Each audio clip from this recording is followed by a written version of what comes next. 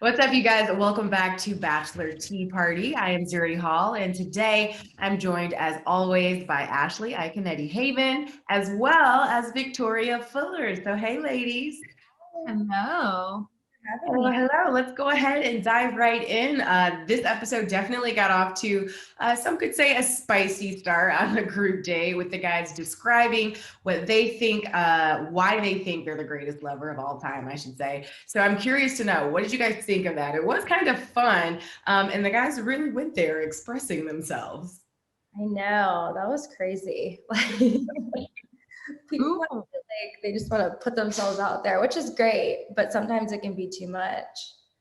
legit didn't even think about. I don't even remember anything that happened besides Mike being absolutely amazing. I felt so much for him. Like, first off, I was in his position on The Bachelor, like having to talk about my virginity when, maybe it felt very uncomfortable. And for me, that was like 3, 4 weeks into the process. And here's this poor guy 2 days after meeting Katie for the first time and having to reveal this. And he did so in the most beautiful way. Like, oh, if only I could have had that like tact and that cool, calm way of expressing myself. He seriously was such a stud. Like, he seemed so much more attractive even after telling her about that. I was bawling crying. Yeah, I know. Same here. I was just like, wow, just because he's putting his wife before himself. So whoever that person may be, hopefully it's Katie, to just honor her in that way and to put somebody like on such a pedestal that you are completely like disowning your own fleshly and earthly desires for that person is just, oh my gosh, I had tears. I was dying. So romantic. Yeah. It was so beautifully done. I wish I had another word, but like that's what it was. And in the end, he won the trophy, right? So well deserved in that sense. Yeah. Such an angel. Yes. You said what? Such an angel. He's clearly a front runner at the moment for you two, it sounds like. I love that. For the audience, I feel like definitely. Yeah. Okay. Katie ended up giving the group day rose to Thomas. So was he who you thought that you would pick, considering how things went?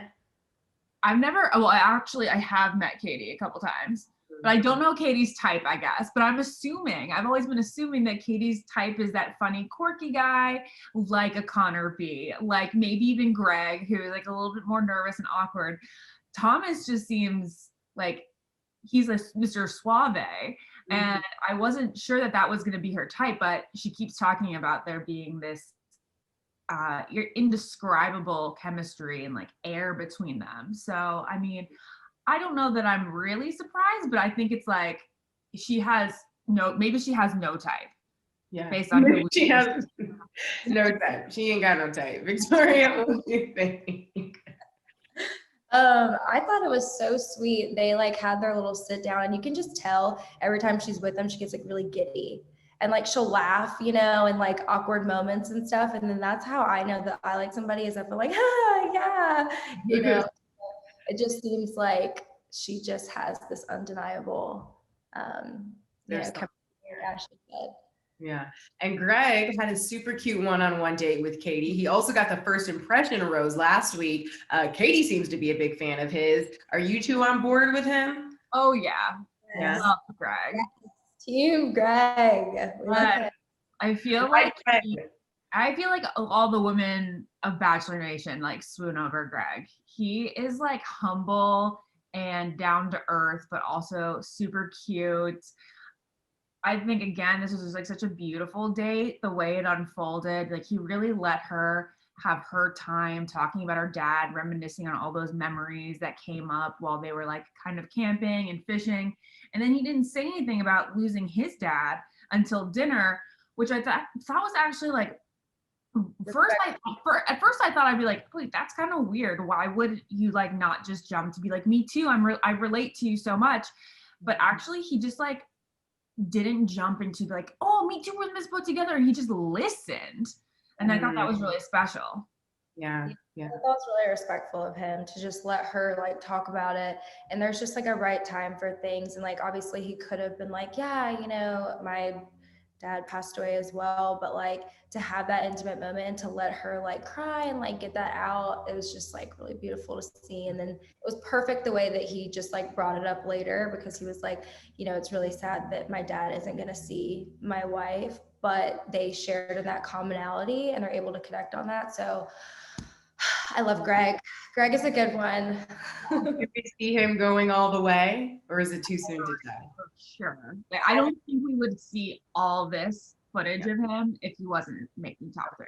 Absolutely, for sure. He's definitely gonna make top 3. We are going to do the throwing shade portion where we break down the shadiest moments of the night. So last week we got a taste of some drama between Cody and Aaron, but it was left unexplained. We didn't really know what was going on there. Well, they got into it more via mud wrestling, with Aaron accusing Cody of being there for the wrong reason. So what were your initial reactions to that shady moment? So I feel like that was interesting because I feel like it's always a topic of discussion, like whenever, doggy, always a topic of discussion in the house of, you know, who's there for the right reasons and whatnot. And when he said that, well, they were wrestling and that was intense. I was like, what is going on? But no, I'm like, if he heard something, I mean, they lived in the same city. If he heard something while he, you know, was living in San Diego, they're both in probably a small circle there, then I think that it's very valid for him to bring that up to her. I mean, why wouldn't he? Like, if he knows something, he should say it. But that's just what I think. Yeah. Aaron definitely came across as the more trustworthy guy. I think that you can tell a lot by somebody's facial expression when they're confronted with an accusation. And Cody's was so bizarre. She was like, I heard that you were unkind. And he was like, really? Like, what? So I don't know. And he did not put much of a fight up. It seemed like he was caught red-handed and just was like, all right, I guess I'm out of here. Yeah, I was going to ask how you thought Katie handled the confrontation, but more so than how she handled it, how he reacted to it. So but I also think that she handled it amazingly. I'm like, why can't we just deal with all drama like this in the Bachelor house? Just like, oh, something doesn't seem right with someone, bye. Exactly. I thought that was bad. I was like, yes, I love this. And she was just like, no, we're done. Go home. Yeah. So, and also, I feel like that's very on brand for her, right? Considering the last season we saw her on, it's like, okay, the drama's going to get nipped in the bud quick, efficiently. We're not going to make a thing of this stuff. We're just going to talk about it. She was like, there's just already not a trust here, so. Yeah. Okay, moving on from Cody and him being sent home, Karl was also saying that there might be more guys there for the wrong reasons. So what was your reaction with how he handled his situation, talking to Katie about that? Do we trust Karl? Karl was talking about himself. yeah. We do not trust Karl. Victoria, what did you think? I think he's a mess, honestly. He's just like throws this like bomb out there, and then it's just like, so someone step up. Who's gonna say it? Who's gonna say it? Everyone's like, what the F are you talking about, dude? Like, and so yeah, that leads me to believe that he's probably the culprit himself. The guy's like thinking in his head, he's like, I'm a motivational speaker. I could really use the attention from the show, the platform this is going to give me. I am here for the wrong reasons. And therefore, I know that many others of these guys will also be here for the wrong reasons. And he's like just speculating, pulling this stuff out of thin air. Oh my God. What shocked me about this was actually Katie's reaction to it. Because she comes, you know, she's so strong and she like doesn't deal with BS. I thought she'd see right through this. Maybe it was showing she had a little insecurity just going through the first couple of weeks of this. Yeah. But I would have expected her to be like, if you can't give me names and examples, then I'm not going to trust you. That was the weirdest part of it all, was that he was just like, she was asking him straight up, like, do you have examples at least? Like, you don't have to give me names, but do you have examples? And he was just like, I just want you to be vigilant and moving forward. I was like, what are you talking about? What does that even mean? What are you even saying? Yeah. And then he's like, it was me. I said this. I have no backing up. Oh my gosh. Okay, well we'll see. We'll see what happens with the Karl of it all. But in the meantime, now let's play a round of roses or thorns. So if you like the moment, you'll give it a rose. If you didn't like it, you'll give it a thorn. We've got some thorny roses in the middle, Victoria, if you feel a little on the fence about the moment, okay? So first up, we have the mud wrestling group date. What do you guys think about that? We talk about double standards sometimes a lot when it comes to the guys versus the girls. Rose or thorn? Thorn. Victoria's like, I loved it. I was thinking, I'm sorry. No, I just, I thought it was great. Okay, so Victoria, every year that we do the tea party, I'm always like, I'm so over the physical dates and like any sort of like, you know, like fight dates, whether it's boxing or wrestling or whatever, because it doesn't tell me anything about these guys. Whereas what? Other than their physical yes, that's true. Because even dates that could be a little crude, like the first group date about like the greatest lover, which I think you can play a double standard there. Could you imagine if they had the girls do that? Yeah, no, that's not okay. But if but at least dates like that, you can spin it and show a lot of your personality. Right. Yeah, I agree with that.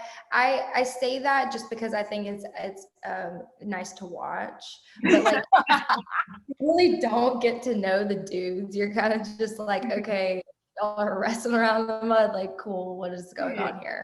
Yeah. I love it. Okay. So we're split in the middle on that one. Next up, we have Katie giving Andrew a rose after they connected over the whole Cody drama. Rose or thorn? Rose. Love Andrew. Yeah, I think Rose too.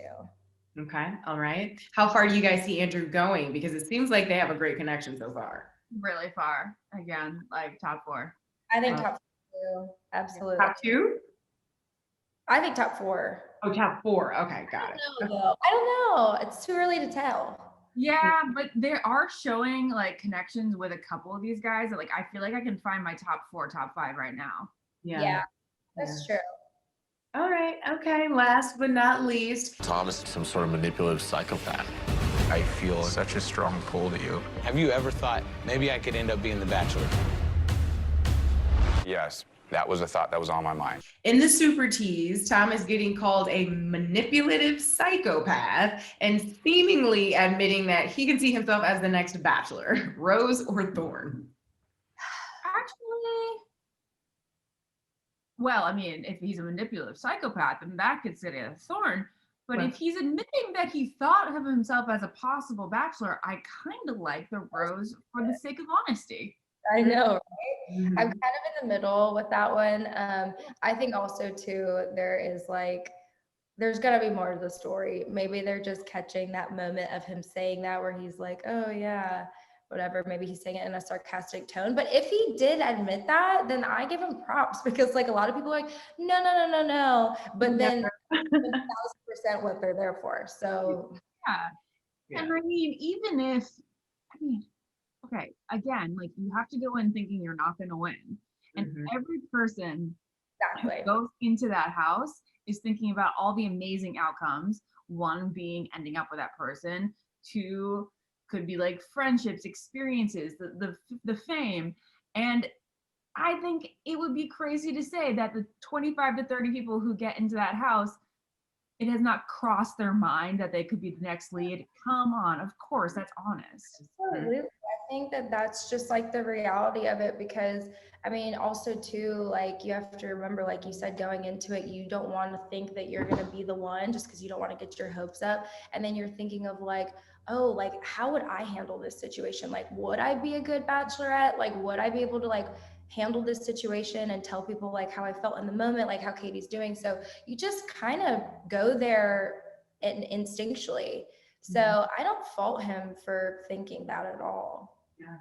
Okay. All right. So honesty wins in this case, as long as he's not a manipulative psychopath. So that's great. I love it. I agree. Well, that wraps it up for this episode of the Bachelor Tea Party. Make sure you guys keep up with us on the Facebook fan page in the meantime, and we will see you next week. Victoria, Ashley, thank you ladies so much. Thank See you. ya. Thank you. So much. Bye.